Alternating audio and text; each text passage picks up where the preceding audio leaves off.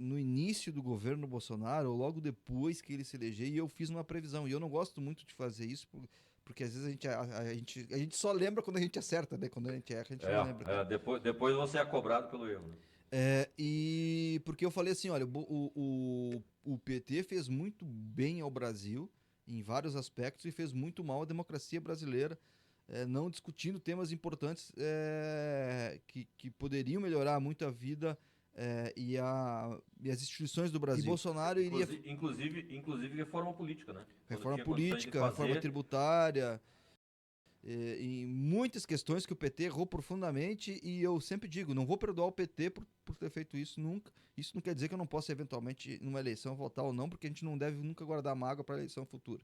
Mas a gente precisa lembrar desses percalços.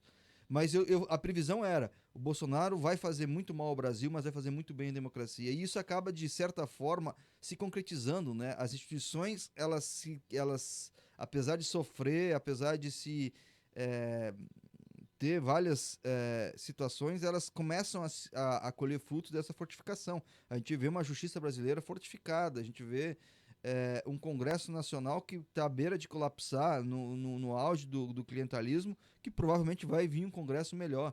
Enfim, então, situações como essa. Agora, do ponto de vista administrativo, o Brasil passou por um momento muito difícil e muito em função, e não dá pra gente esconder, e aí não é uma crítica às Forças Armadas, porque a gente precisa diferenciar a pessoa fardada da instituição, seja ela Exército, Marinha, Aeronáutica, que não tem nada a ver uma coisa com a outra, porque a gente costuma achar porque tá fardado é eficiente, é bom, é acima, mas não é assim que funciona. Apesar da gente ter nas Forças Armadas pessoas principalmente no oficialato, pessoas com uma alta capacidade, a gente também tem muita coisa ali que não presta. E várias métricas e várias situações administrativas brasileiras, elas vieram de maneira muito conturbada e até, digamos, mal intencionada, vindo de pastas direta ou indiretamente geridas pelos militares. E é isso que a gente precisa chamar a atenção. A gente sempre achou que os militares poderiam ser uma salvação, ou muitas pessoas acharam,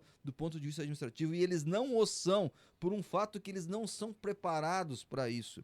E não que eles não tenham preparação, que são coisas diferentes. Eu acho que o Exército Brasileiro tem muita preparação para aquilo que é das funções dele. Agora, para aquilo que não é da função dele, eles não são preparados e eles não devem entrar na vida civil, salvo casos muito pontuais de alguém que se destacou e que tem que sair do espaço militar e vir para o espaço civil para dar sequência. A gente viu que na gestão Jair Bolsonaro ela muito foi, digamos assim, frágil do ponto de vista administrativo pela ineficiência dos militares. A gente pode criticar Paulo Guedes por várias coisas, mas Paulo Guedes conseguiu dar uma certa eficiência administrativa para o seu ministério. A gente pode questionar as ações, mas o ministério, o super ministério da economia funcionava. A gente viu outras pastas de Bolsonaro que tinham uma efetividade, por mais que a gente possa criticar, são coisas diferentes. Mas as pastas dos militares, elas simplesmente não funcionavam.